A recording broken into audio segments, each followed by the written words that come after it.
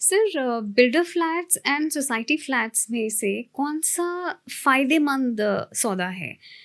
क्योंकि अगर society flats का देखा जाए तो उनमें अननेसेसरी चार्जेस हैं।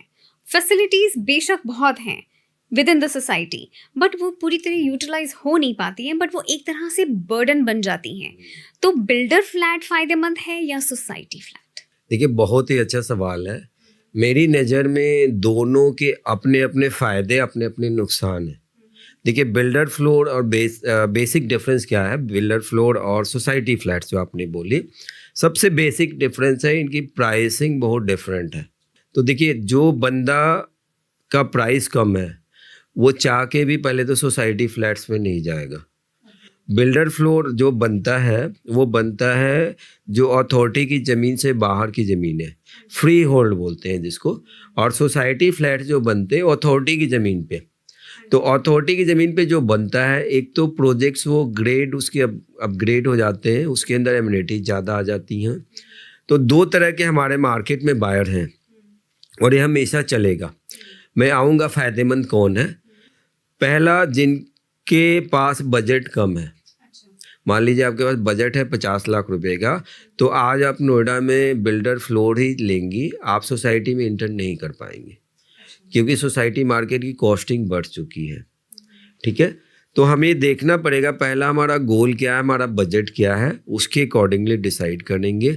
दोनों में अप्रिसिएशन है, ऐसा नहीं कि बिल्डर फ्लोर में नहीं होता है सोसाइटी में होता है, या सोसाइटी में नहीं होता है बिल्डर में होता है। अगर हम देखें दोनों में ज़्यादा सेफ्टी वाइज कौन सा बेटर है, बिल्डर फ्लोर चूँकि फ्री होल्ड पे बनता है तो उस पर क्लॉजेज कम होते हैं, रिस्ट्रिक्शन कम होती हैं, अथॉरिटी का लेना देना नहीं होता है। तो उसमें कई बार थोड़ा सा गलतियां बिल्डर्स ज़्यादा करते हैं, ख़राब चीज़ें कर देते हैं। लेकिन उसमें अगर आप अच्छे बिल्डर्स के साथ अच्छे लोकेशन पे आप जा रहे हो तो आपकी संभावना कम है। ड्यू डिलिजेंस करके लेना है।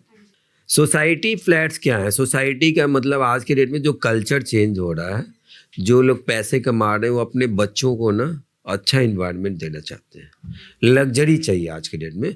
और हमारी जनता ना, पॉपुलेशन जो है हमारे इंडिया की, वो यूथ की ज़्यादा है। तो यूथ अपने ऊपर अपने बच्चों के लिए काम कर रहा है। आप भी जैसे एज ए पेरेंट्स क्या चाहोगे, बच्चों को अच्छा परवरिश दें, तो उसका सेगमेंट अलग है। आप पैसे इसीलिए कमाते हो।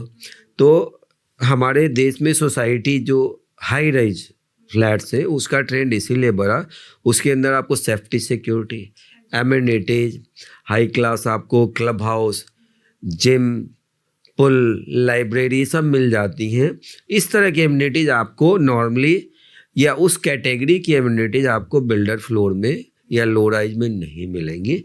यही कारण है कि दोनों के, और बिल्डर फ्लोर इसलिए भी सस्ते होते हैं, उसकी ज़मीन की भी कीमत कम होती है।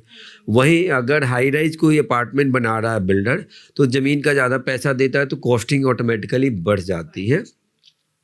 अब देखिए, जो यहाँ का ट्रेंड है मेट्रो सिटी का, चूँकि हाई राइज मेट्रो सिटी में ज़्यादा बन रहे हैं, टीयर 2 टीयर 3 सिटीज़ में अब चलन आ गया है, कई जगह बन रहे हैं, लेकिन कंपेयरिंग टू मेट्रो सिटीज़ अभी कम है।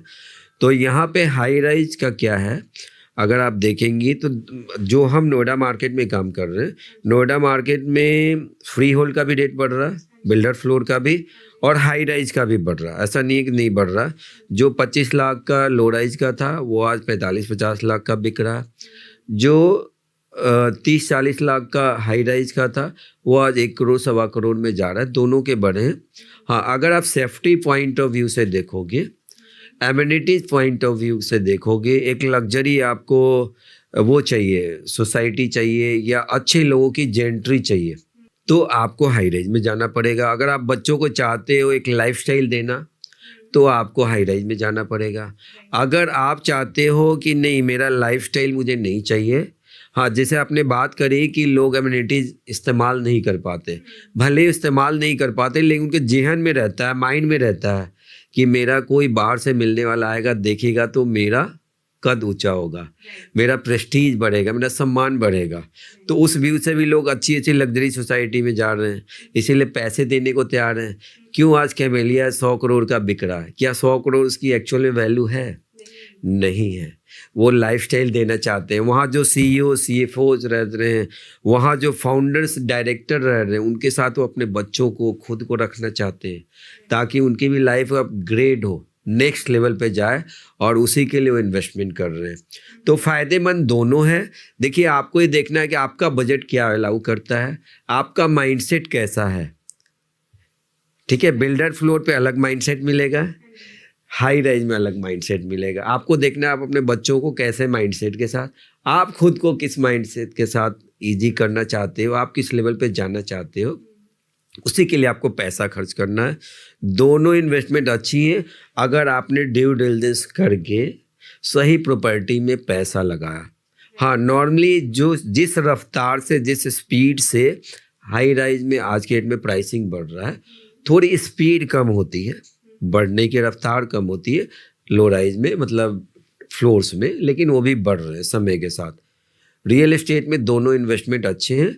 मैं ये कहना चाहूँगा, आप अपना बजट देखिए, आप अपना फ्यूचर प्लानिंग देखिए, आप अपना पर्पस देखिए, उसके अकॉर्डिंगली डिसीजन लीजिए।